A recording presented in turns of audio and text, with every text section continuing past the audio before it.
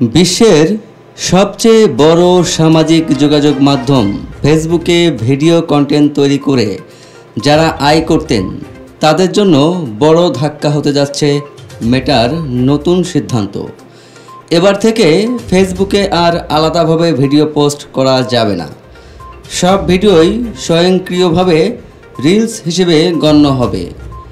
এর ফলে ফেসবুকের ভিডিও প্ল্যাটফর্মে আয়ের সুযোগ বন্ধ হয়ে যাচ্ছে বলে জানিয়েছে মেটা।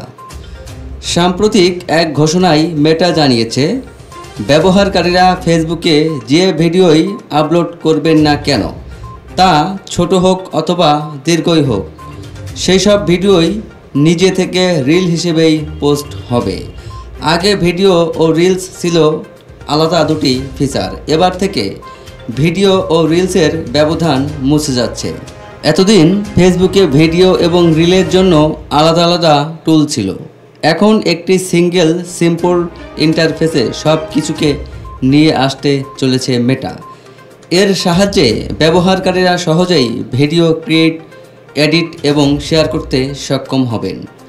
এই নতুন আপডেটের সঙ্গে সঙ্গে একাধিক ক্রিয়েটিভ টুলও পাওয়া যাবে, যা ভিডিওকে আরও আকর্ষণীয় করে তুলতে সাহায্য করবে।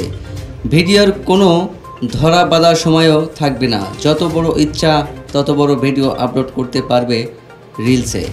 একসময় রিলসের ক্ষেত্রে টাইম লিমিট ছিল 60 সেকেন্ড অথবা 90 সেকেন্ড, কিন্তু এখন এমন কোনো কিছুই আর থাকবে না। ব্যবহারকারী চাইলে 30 সেকেন্ডের শর্ট ক্লিপ অথবা একটি 10 মিনিটের টিউটোরিয়াল ভিডিও আপলোড করতে পারবেন, তবে সেই সব কিছুই রিলস হিসেবে আপলোড হবে।